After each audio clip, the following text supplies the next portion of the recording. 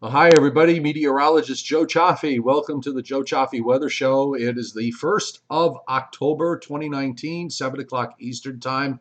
Glad that you can all be here. I see the pre-show chat is going hot and heavy to the chairman, Scott Briller, who is here. And we've got Tim Smart, Jess Harden, Mac Attacks, Chris Alley, Robert Brown, and a few others all joining in the fray. Can't forget Johnny Quest either. If I've left you out, I'll try to get you in a little bit later. So it's been kind of a weird day. I had some huge technical issues this morning with my audio. This is what happens when you upgrade a software program that you use every day, and they change something to the point where it becomes unusable. And that's what happened this morning. It took me almost 2.5 hours to cut a weather in 5. But such is life. And now we have you on board. Just let me know if you guys are hearing me okay and if the audio doesn't sound too hot.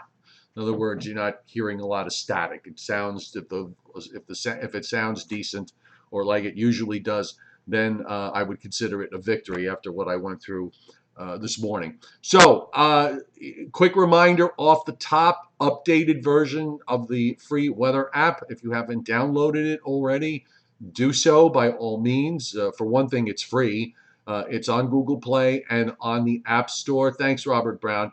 And the new app will default to wherever your location is as far as the local forecasts and current conditions are concerned. And I think even in some instances, depending on the iPhones, it might even do that as well with Zoom Radar. If it doesn't, you'll just have to move it along.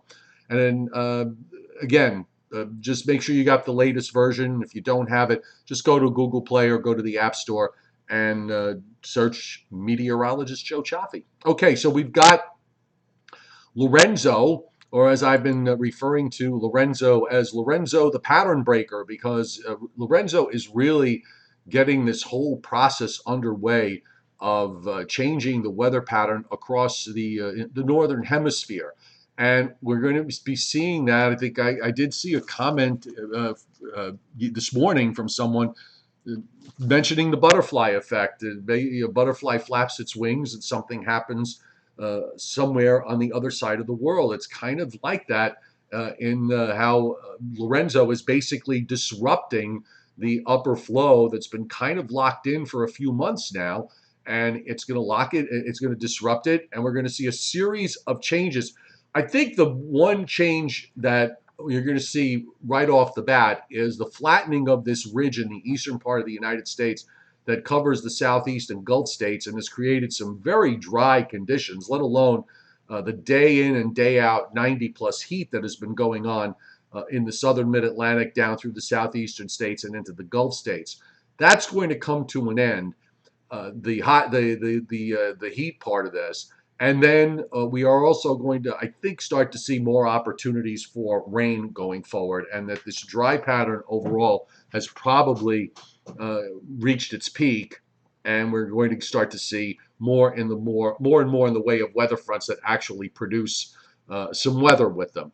We are also going to look at Lorenzo with respect to the where it's going and the impact that it may have on Ireland, particularly the northern half of Ireland, where it looks as if Lorenzo is going to track right over that. Still not 100% sure what form it will be in, whether it will be as a transitioning tropical storm into a post-tropical storm, or will there be some kind of warm core left to it while it's making this transition? That's kind of where I'm leaning with this. It's probably going to be some sort of hybridized system overall, and it is going to make for some rough weather for Ireland and parts of England and Scotland as this system moves northeastward. First things first, though, the Azores now closing in about less than 250 miles to the southwest of Flores Island in the westernmost Azores, and the storm itself is so big that in terms of the geography that it's covering in the area of expanding gales, that they're going to see tropical storm force and hurricane force winds in the island, even though the center is going to pass to the north and west of the westernmost Azores. Not by many miles, but even though it'll probably be by about 60 miles or so, but the core of this thing is just spreading out. It's just getting bigger and bigger and it's also moving at a rapid rate now, moving northeast at 30 miles an hour. So we have to factor in the momentum when it comes to the winds on the east side of the center. So you add an extra 30 mile an hour to an extra 30 mile an hour to the south wind, where you're getting sustained winds up to 100 still being indicated by the Hurricane Center. That could easily be gusts in the 120, 130 zone. And if it weakens down to, say, 85 miles an hour or 80 miles an hour with gusts to 100, still with gusts to 100, that still could be gusts to about 120, 125 east of the center. Again, that momentum is going to be very, very important. So let's get the window up and take a look at some of the satellites and everything else that we have to show you. I've got a couple of different views here. First, we're going to start with the floater image, and this is you can access this very easily from the National Hurricane Center's website, nhc.noaa.gov, and just go to data and click on the satellite option, and you'll be able to get all sorts of storm views with this. So here's the full screen here. Almost forgot to bring it up there full screen.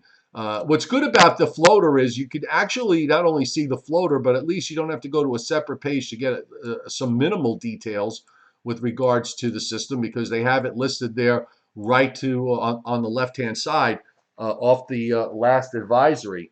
So we're looking at Lorenzo. Still pretty impressive here on the satellite, even though it is now almost to 40 degrees north. It's at 37 north, 35.5 west. That's about 250 miles southwest of Flores Island in the Azores. Northeast at 29 miles an hour. So that means weather conditions now over the Azores are deteriorating. And if you look at the floater image here as it goes past sunset, you can see the islands. You can see the islands noted here on the satellite, so you get an idea of the position.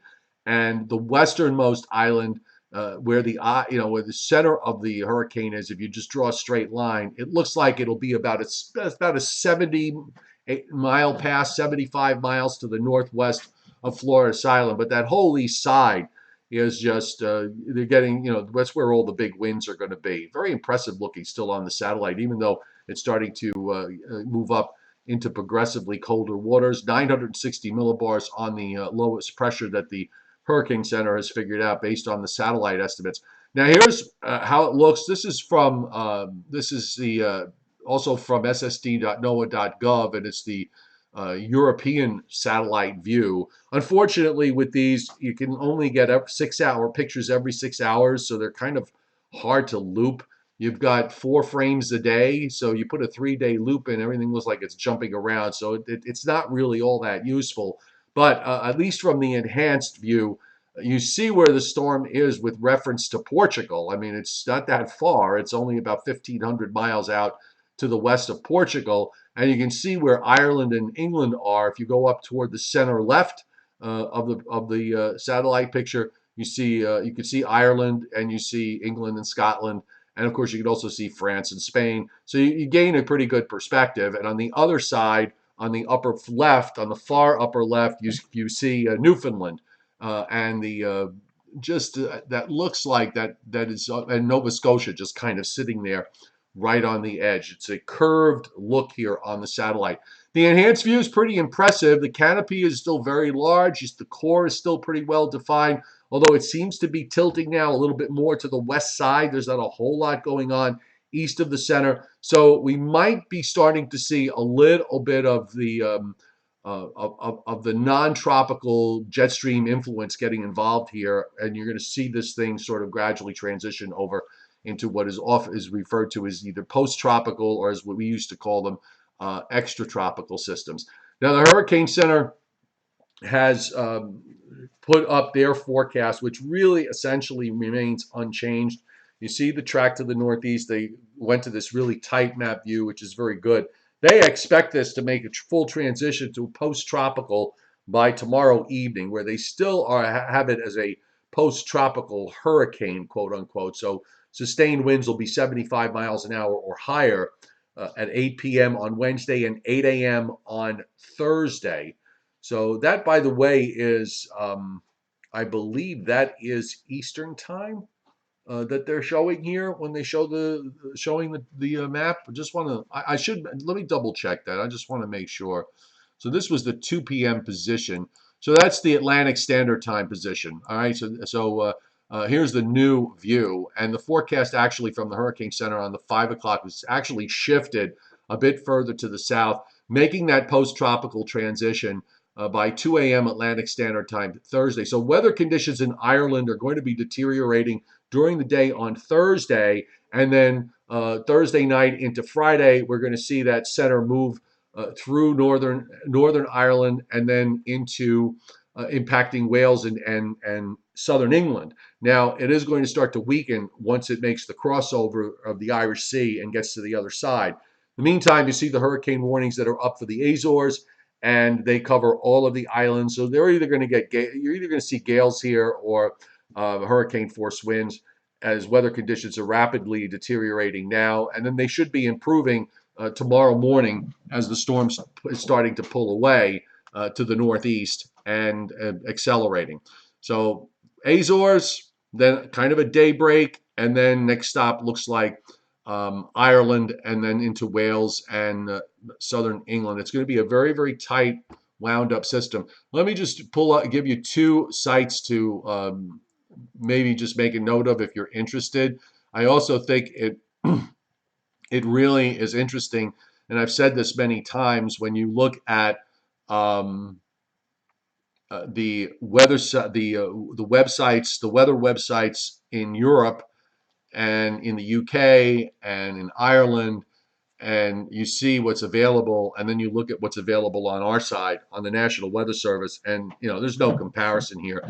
I'm just kind of was trying to move through here. I've met Eireann, which is the Ireland's meteorological service, and I mean they do mention here on their national outlook uncertainty regarding the exact track of Lorenzo on its current forecast track. It will pass close to the western Azores early on Wednesday, weakening after that to an extratropical low, and then increasing the probability that it will pass close to or over Ireland Thursday and Thursday night. Situation being monitored by Met Eireann very closely, and there'll be further updates. They did indicate on one of their pages that I saw earlier that they're likely to go to some kind of warnings on Wednesday, but their warning system's different from what we're used to here on the U.S. side. But it's I'm trying to sort of learn and get a little more familiar with some of these other sites, and I'll put the link up on the chat board when we're done in case you want to take a look at it. Does certainly give you a little bit of a point of reference and able to look up some information, but they don't give as much information here as you get from our local National Weather Service page. And by the way, I'm gonna, I've never been to Ireland and I've never been to England, although one day I would like to go to both places. I don't know those areas very well. I know I do have a number of you here that are watching from Ireland and from England and from Wales and from Scotland. You might either be here live or you may watch this on a replay later today. Please pay attention to your local weather service offices regarding this. I would just say that from going back to what we saw with Ophelia a couple of years ago, I think that probably is going to stand out a bit more than this particular system does. But you know what? Sometimes these things, when they get into become these extratropical lows, they can be problematic. Here's the GFS's view of this. Still a very wrapped up low here, approaching Ireland 6 a.m. Thursday, and then it's still pretty far to the west around midday, and then it turns eastward and then southeastward. So that's the difference here. The models back a few days ago were lifting this up north and northwest, and then we started to see some variation with a few of the global models like the European and the German Icon model, just kicking it away to the east and then moving it southeastward. And that's the GFS has joined that party, and the Hurricane Center is going along with this idea. you still have a pretty wrapped up storm that is approaching here, a very tight east-west egg-shaped low that is moving into Northern Ireland and into eventually into southern England as it weakens and then heads its way over into France and Germany. So this is the time frame of this would be deteriorating weather conditions in Ireland Thursday morning. The low center moves ashore around or just after midnight Friday morning early. By 6 a.m., it's crossing over the Irish Sea. By noontime, it's sitting somewhere in northern Wales and then moving southeastward from there into southern England. So it's pretty fast.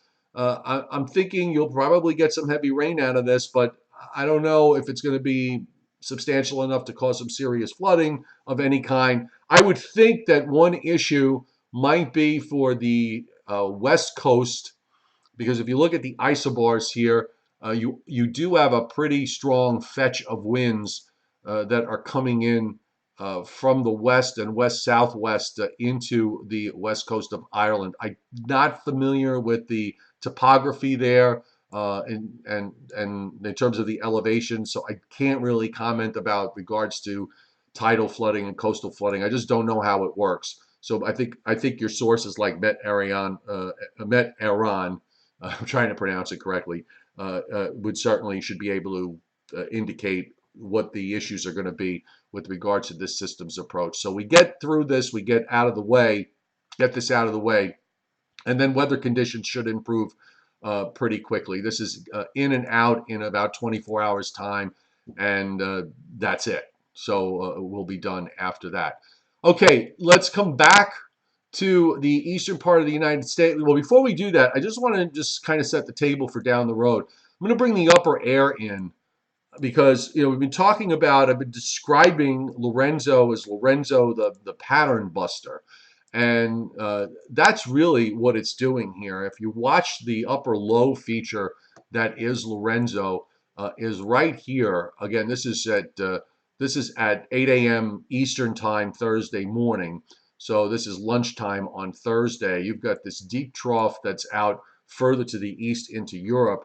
Well, Lorenzo comes in and just basically disrupts this whole thing and strengthens this whole feature back from Siberia down into Eastern Europe. You've got this very deep trough here, and that is setting the ball rolling for everything else down the pike, okay, down the turnpike. Another trough coming in off the Atlantic at this point, moving into Great Britain and into Ireland as we head through the weekend. So we're getting some movement here in the upper air. Everything's starting to shift along, and all of this is being really precipitated by by Hurricane Lorenzo. And this is not unusual. Usually it takes, when you get a pattern like the one we've been stuck in for the last several months, and we really have been stuck in that basic pattern for quite a while, it takes something important to disrupt it, and it needed to be important in a certain way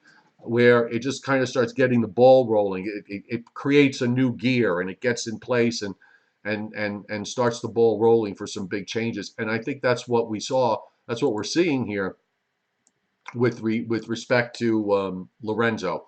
Now here in the east, we've got our issues, issues, and of course we've been talking about how hot it's been across the southeast and back through the Gulf states up into the Mid-Atlantic. Southern Mid-Atlantic, it's been day after day after day of 90 plus. Well, for tomorrow, we are going to see those 90-degree temperatures move up to about New York City, which if New York City Central Park hits 90, as Ms. Scott Burler, the chairman, pointed out to me days ago and was reiterated today in a few other places that I saw, this would be the first time since 1941 that in October of 1941 was the last time we saw a 90-degree temperature recorded at Central Park. Now, there are a couple of things that are working in favor of this. One is the fact that the front is still going to be far enough to the north tomorrow afternoon, that early in the afternoon, so there should be some sun into the 1 or 2 o'clock hour, or a good amount of sun. Also, we're not going to see temperatures really drop off all that much less tonight, so there'll be a very good launching pad for starting out probably close to 70. Should be a very good launching pad to make a run for 90. Now, whether it makes it or not, I don't know. I think it will make it in places like Philadelphia, Baltimore, Washington, D.C. for sure. New York City's kind of on the edge of this. So this first front is going to be moving southward during the day on Wednesday, and the the thing is, by 2 o'clock tomorrow afternoon, and sometimes the GFS likes to rush this sort of stuff, but by 2 o'clock tomorrow afternoon, that front is just about or just passing New York City at this point. So you can sort of see it right there. Looking at the isobars, I may have it drawn a little bit further to the south. Let me try this again. It's probably more like right about up here, okay, by 2 o'clock in the afternoon, just getting ready to pass. And on the northern side of that, of course, you've got these winds that are going around to the northeast.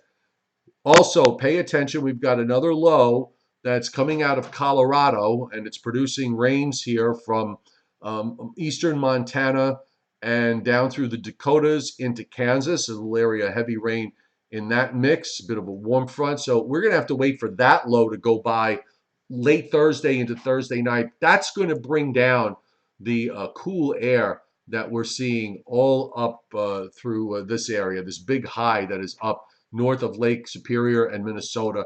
That cool air is also funneling down through eastern Canada.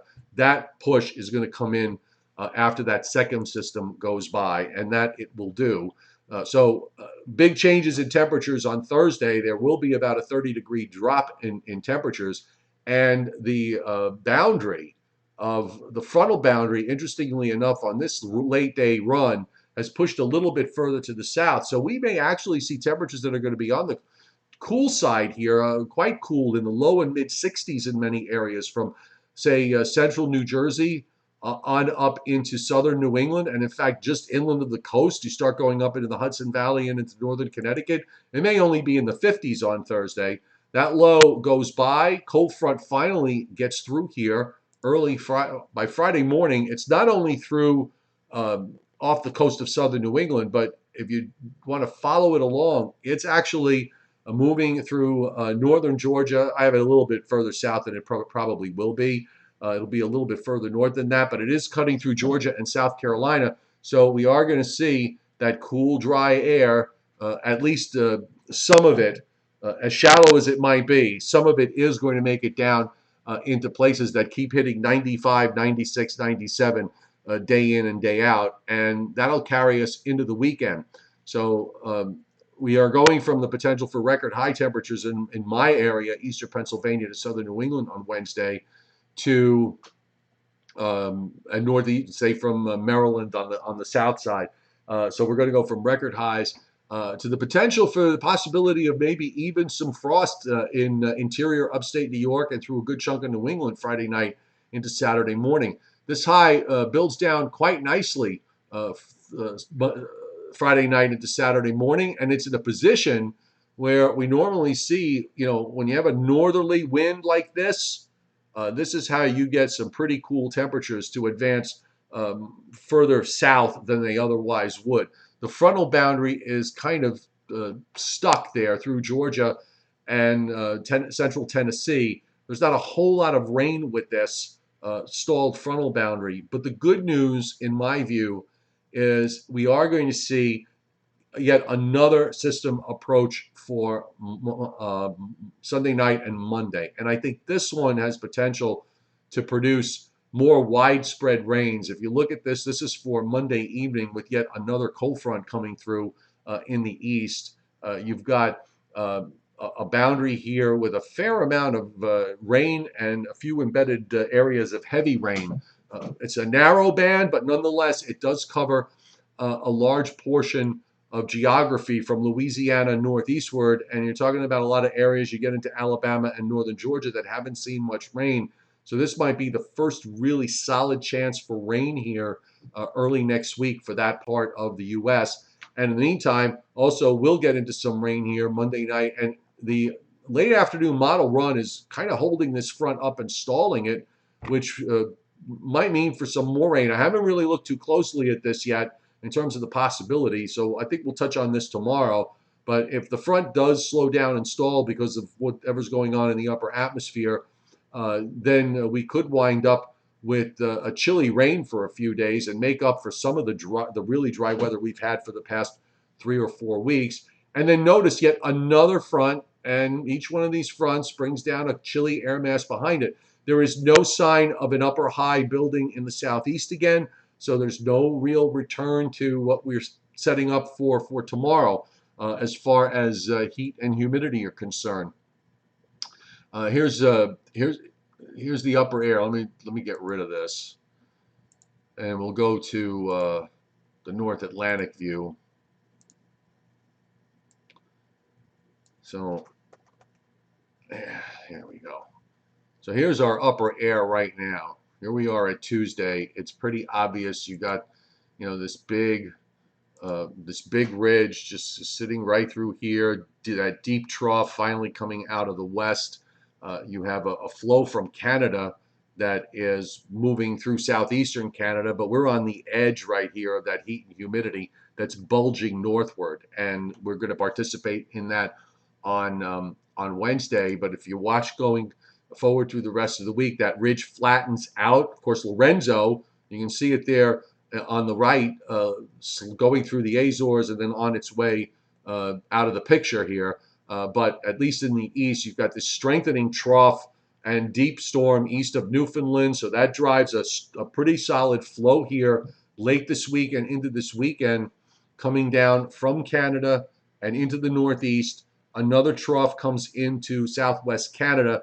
The upper high kind of sinks down into Mexico here. So it's much flatter. It's still going to be pretty hot across the Gulf states, but it's getting suppressed further and further south over time. And gradually, as we go through next week, more of that jet stream sinks further and further south. Now, whether it does what it's showing here, which is you have a short wave in the southern stream that kind of cuts off and sits along the east coast late next week, that remains to be seen. But the bottom line is that the whole upper pattern has flipped around here with more troughing in the east, more shots of cold air coming down. It's a much chillier look. And the long-range GFS continues to do what it's been doing for days with showing tropical systems in the long range, but we never seem to see it get inside 300 hours, let alone trying to get it into 240 hours. So every day it's 1 day later, 1 day later, 1 day later. So I'm not really going to pay too much attention to the specifics, although I would suggest that it is October 1st. We've just come through a very active period, so we're certainly entitled to a pause here. But once we get through this pause period, it wouldn't shock me in the least to see the tropics wake up again. Now here's a look at some of the high temperatures for tomorrow, and we're going to see readings up, reaching up into the 80s as far north as southeastern Massachusetts through Rhode Island and Connecticut. But you'll notice you go up through upstate New York, you start to go north of Route 84, and it does cool off quite a bit. You're only talking about 60s up in Albany, and then you get up further north into upstate New York, and you've got highs only in the 50s. So the frontal boundary is going to be fairly close to the coast by the middle of the day, and there are your upper 80s and low 90s from about New York City south and west. I think if you take Route 78 and draw a line along Route 78, everybody south and east of there is going above 90 tomorrow, in my view. So New York City's kind of right on the border of that. Long Island, it's usually pretty hard to almost impossible to see a 90-degree reading after the month of August is done. And certainly by now, I would be shocked if anybody got close. And LaGuardia doesn't count because that's an airport with a thermometer on the runway and the jets and the jet exhaust blasting on it. So as far as Long Island temperatures are concerned, probably might see a few places get to about 86 or 7. I think that would really push the upper limit, and the shore will be much cooler. But you can see those 90s. Look at down in the Washington, D.C., Baltimore area, 97 in Washington, 94 in Baltimore, readings in the middle 90s down into North Carolina. If you seasonally adjust this to July, you're probably talking about highs that will be 100 or more, well over 100 in some places. Wouldn't be a shocker if you were to seasonally adjust this. And it'll get a little wider. And that hot air in those 90s extend all through West Virginia, southern half of Ohio, southern Indiana, southern Illinois. And then you go up north and you start to see the arrival of the cooler air once you go north of Chicago, 66 for Chicago tomorrow. Temperatures not out of the 50s across Wisconsin and not out of the 40s across over the northern half of Minnesota and through the Dakotas. So it is chilly air that is coming down. By the way, in terms of the radar tonight, just want to show you here, the frontal boundary is pretty obvious where it is at the moment. You see that area of that sort of snaking area of showers and storms as of 7:30. Northern Vermont, upstate New York. They're starting to sink a bit further to the south over Lake Ontario, westward to just north of Detroit. And then you've got some more showers and storms back across much of central and northern Wisconsin, back through Iowa, down into Nebraska. We do have some severe weather issues tonight in that particular area. I just want to, let me just double check it to make sure. But we do have a tornado watch box up for parts of northeast Kansas into northwestern Missouri, small portion of southeastern Nebraska, and in through parts of south central Iowa. And the Storm Prediction Center, that area is in an area of I can't even see it. It's so tight. If that's an enhanced risk in there, it's a slight risk. So a slight risk of severe weather with the slight risk extending through southern Michigan and a marginal risk into western New York. Now for tomorrow, there isn't really any big indication of severe weather with that front coming down in the south. They do show a general area of thunderstorms, but no risk of severe weather is being indicated at the moment. The marginal risk area for tomorrow is in southeast Kansas through central Missouri and back up into parts of northern Oklahoma. So SPC doesn't seem to think that we should see any severe weather out of it tomorrow. I would kind of bet against it. I just, the upper air mechanism is not quite what I would like it to be in terms of a shortwave trough coming through. If we were dealing with that, good forcing of tropical air, a really solid warm front and warm sector setting up. It's not really setting up well here. And the frontal boundary being so close probably would limit any kind of development anyhow. There might be the odd heavier cell that pops up. I wouldn't be at all shocked. But for now, I would kind of rule against any sort of widespread activity with respect to thunderstorms. Okay, let me come back to you guys here. Hang on one second. We'll make the little window disappear, take a couple of your questions, and move that to the bottom. Okay, so if the front, Johnny Quest, if that front later this week gets hung up, is there a chance of a tropical system forming in the Gulf? I don't think the frontal boundary gets all the way down into the Gulf of Mexico. So I would say no from the frontal boundary. Now there's other stuff going on down in the Northwest Caribbean.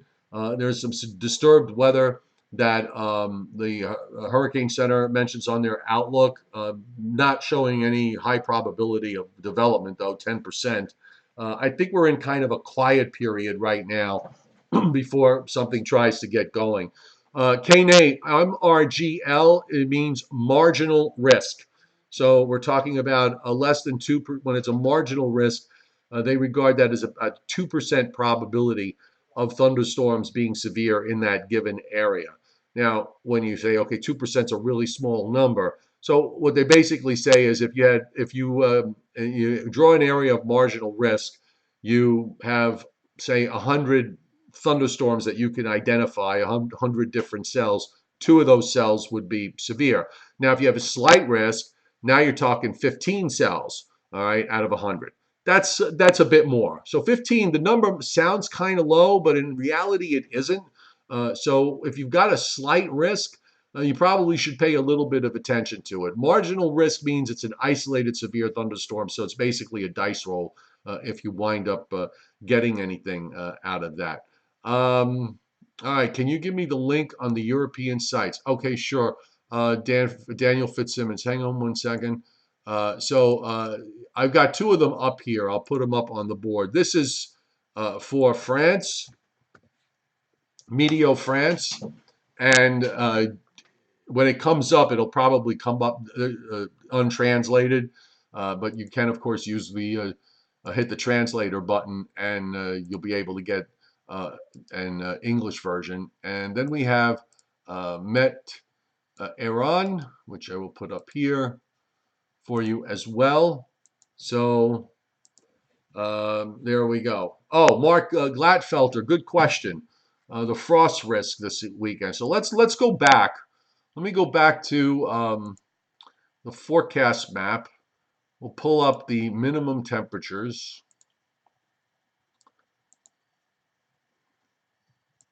I think there's a fair shot inland, away from the warmer urban centers Saturday morning, where there could be some frost. I think it's going to favor more upstate New York and New England, and kind of get cut off maybe in northern New Jersey. But I have to wait and see, what we're dealing with in terms of winds Friday night into Saturday morning. I think there still might be enough of a breeze where in some places it'll hold the temperatures up. But just to give you an idea here, this is the forecast lows for for Saturday morning. And now, of course, in Maine, many of these areas have already seen in northern Maine and on up into parts of northern New Hampshire, northern Vermont, and up northeastern New York. They've already seen their first frosts already, so that's a done deal. But this time around, you might see temperatures getting down close to 32 in the Catskills, in the Hudson Valley, maybe north of Poughkeepsie, in Connecticut, north and west of Route 84, up into central and western Massachusetts, and maybe the rest of Vermont, New Hampshire, and southern Maine that didn't see temperatures reach the freezing mark. Although along the coast, I think it's going to stay higher. But I mean, this is cool air. Look, you've got 40s down through Delaware and down into northeastern Virginia for lows, and in the western part of Virginia as well, even into westernmost North Carolina in the mountains, looking at lows in the 40s Saturday morning, and 50s for lows in the rest of North Carolina, and low and mid 60s in South Carolina and Georgia, which, considering the heat that they've been in there, they haven't seen temperatures. That'll be a relief in and of itself, to bring the nighttime temperatures down into the low 60s, or in some cases maybe even into the 50s. So that's a good thing. By the way, if we go back to this map here, let me just clear this out. I'll bring up I'll bring the dew points up just to show you the extent of the dew points and how far south those nice dry dew points get. So here we go for Thursday. Let me just make sure you guys got the window open, and you do. So you've got, by Friday afternoon, dew points of 60 or less into North Carolina, and dew points of 40 or less reaching New York City, by the way. And by Saturday evening, you've got dew points in the 50s in northeastern Georgia, back to about Atlanta, and then, of course, much of South Carolina, all of North Carolina, and Virginia. And then it kind of gives way, because you've got this next front that's coming down. This might be the one that produces some decent rain, and if there's the good southern shortwave with that, you'll get some real relief behind it in terms of humidity and in terms of temperatures for the middle part of next week. So you've got that to look forward to. Some relief here with the first part, and maybe some more important relief with the second part. I really think the overall pattern going forward is going to be one that's going to produce more rain. Not that it rains every day, because it never does, just so you know. Just want to be clear. But more opportunities for rain. This upper high in the east is going away, and I think it's going to stay away for quite a while. Where the mean upper trough winds up at the end, I don't know. That might still be a process. As you know, I think it's going to probably take a few weeks for this whole thing to play out in terms of where we wind up. But it'll certainly be interesting along the way to see where all this takes us. And yes, those dew points in the 20s do look very nice. I didn't really look closely, Daniel, as far as the chance for some snow on the northern edge of that low. I think it's possible that there might be some snow showers on the northernmost edge, but I don't think I don't think it's a huge deal. Met Eireann, thank you, Erieann. Met Eireann, gotcha. Thank you, Veronica Rees. Really appreciate it. I always make it a point. I know people always have a tough. Um, have it very tough with pronouncing my name or spelling my name. So I always try to make a really, really strong effort in getting um, the pronunciation correct. Scott Brewer, thanks for hitting Super Chat tonight. Really appreciate it greatly. Thank you so much. Um, Robert Brown, you want a UK Met link? Okay, let me see if I can find one in my memory, and I do. So hang on one second. Just so you know, let me go to their homepage. The Metro North Center link, for whatever reason, is not the and mediocenter.com is not a secure link. I've never really had any big problems with it.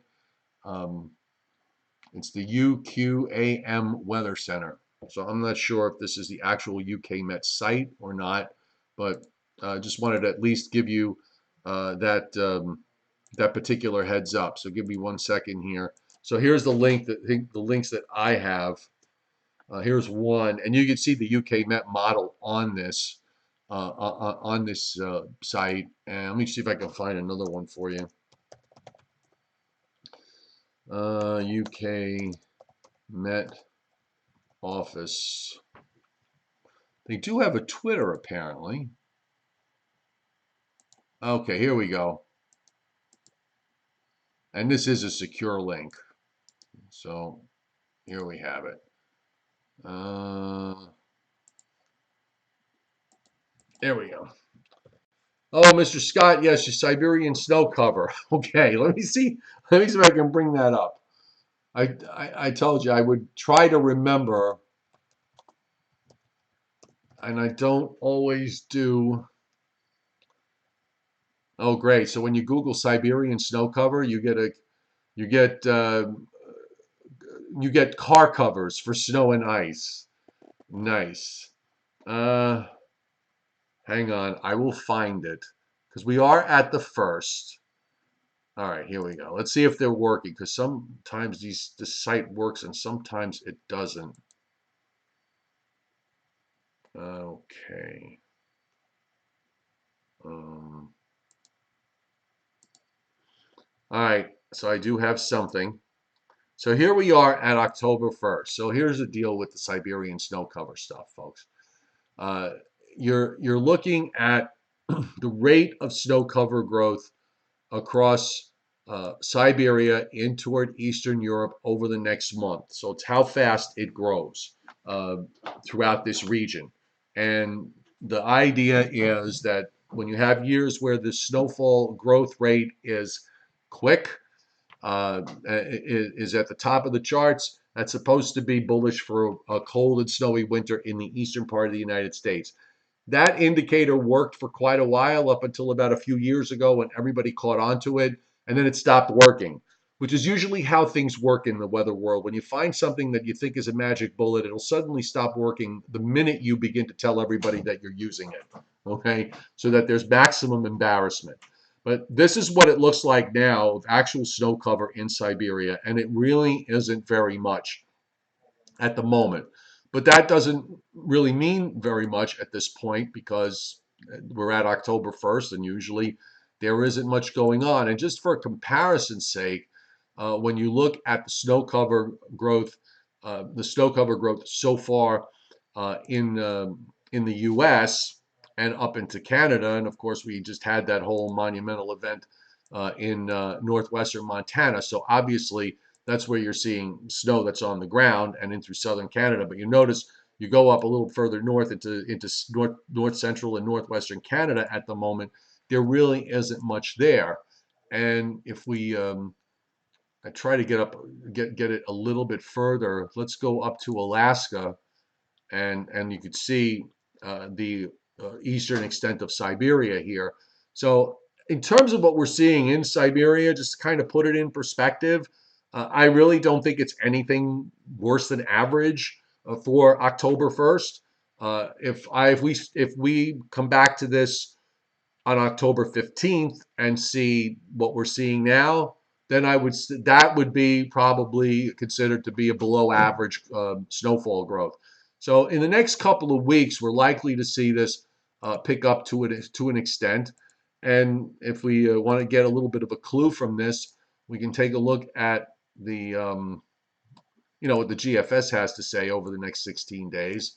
And it does, where you would expect to see snow cover growth is where where the GFS puts it.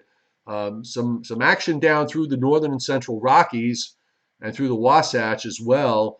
Also up through western Canada and particularly over Alaska, over the ice sheet in the Arctic Ocean and Greenland, and up in Labrador and near the shores of Hudson and James Bay. So you're seeing some snow where you're supposed to see it for the next 2 weeks. And if we want to take a look at snow cover growth in Asia in the next 2 weeks, it's mostly, I would say, north of 55 degrees north. You want to start to see that snow cover begin to grow south of 50 degrees north, particularly as you get toward the end of the month of October. So right now we're I guess the best way to look at it is we're at the very first day of a month where a lot of these folks that follow this indicator watch it. There's nothing that we can glean off of what I showed you on the maps, other than to say that, hey, there's some snow on the ground and it's going to start to increase in the next 3 or 4 weeks, and we'll see where we are. It's probably best to let at least the next 2 weeks go by without spending paying too much attention to it. You can't really sit here and count every flake that lands. And we're still at a time of year where there's enough daylight to melt some of whatever accumulates away. So what falls doesn't always stay there. You do have warmer patterns that come in, and you get snow cover on the ground that gets eaten away. So that all plays a factor here going forward with regards to the snow cover growth. Okay, the teleconnections. I have no idea. I haven't even looked at the teleconnections. Hang on. I will take a look at those, see what they are saying. And remember, these are coincident indicators. They're pretty inconclusive. If you ask me, I'm not. There's nothing here really to rock my socks off. You've got a very negative Pacific North America index for the next 2 weeks until it goes back to the neutral line. The EPO is a little negative to neutral, negative-ish, and then starts to get positive late in the period, just as the NAO goes from slightly negative now to positive, and then negative. But except for the PNA, the Pacific North America Index, none of the indices are really giving any kind of off-the-wall type signals. So from that respect, we're doing, they really don't help very much at this point with regards to any kind of forecast. They're not really that useful. Maybe it gives you a general idea of what the overall pressure pattern trend is, but it's not going to really be particularly useful from the day-to-day standpoint. Roy Wilson, what are the chances of late season tropical development in the lower latitudes like we had last year? Well, in the absence of a cold front making it all the way down through the Gulf of Mexico and off the Florida coast, I would probably say that I think we're going to still see, we're going to knock off a few more named storms between now and the end of October. If I remember correctly, though, last year the season did pretty much shut down in mid-October, because after Michael, I think we only had maybe one or two named storms last year after that, and then it just stopped. I used to have a memory like a steel iron trap when it came to tropical storm seasons. I used to know, you could just name a year and I would tell you right off the bat, bingo, this is what we had, how many storms, which ones made landfall, et cetera, et cetera, et cetera. So actually, I'm just looking here at the chart. So after Michael, which was in the first 10 days of the month. You had Nadine, which was a tropical storm, and Oscar, which formed near the end of the month. But then that's it. It shut down after that. So, I think we're going to still have chances during the month of October, and I would think we should be able to knock off at least another two or possibly three names off the list. One of the things I would just tell you is if the hurricane season does shut down early, it probably will coincide to a winter that, let's say, starts on time for most places in the Northeast and Mid-Atlantic. Usually, when you have tropical storm seasons that extend through the month of November, it oftentimes it's not a solid connection. It's a very rough correlation. That if you have a late-going tropical storm season, you have more of a back-end loaded winter in the Northeast and Mid-Atlantic states as opposed to a front-end loaded. But it's a very, very rough translation here. All right, Daniel, here we go. I mean, for those of you, haven't put this up in a while. It's Joe Rayo Weather is his YouTube channel. So if you haven't subscribed to it, by all means, please do. And I'll put the link up on the chat board for you. But in case you missed that, just go to YouTube and put Joe Rayo in there, and it will come up, Joe Rayo Weather. You can't not recognize his face when you see it. So there you go. There's the link. All right, folks, coming up on 7:51. I think that's been a pretty healthy show. We talked about a lot of subject matters, and we'll be back here tomorrow. My little short vacation ends tomorrow, so I will be back at work. So I will be at my regular YouTube live stream post at 7 o'clock Eastern Time on Wednesday. Weather in 5 tomorrow morning. We'll update everybody on what's going on with Lorenzo and what's happening in the east with regards to the heat and the possibility of some showers or storms late in the day tomorrow. We'll see. And we'll also look at the weekend. Don't forget, if you haven't done it already, download my free weather app on Google Play or on the App Store, the Meteorologist Joe Chaffee app. Absolutely free, doesn't cost you a dime. And the new updated version is in there for both the iPhone and for the Android version. All right, so everybody have a great evening and a great night, and we will see you tomorrow.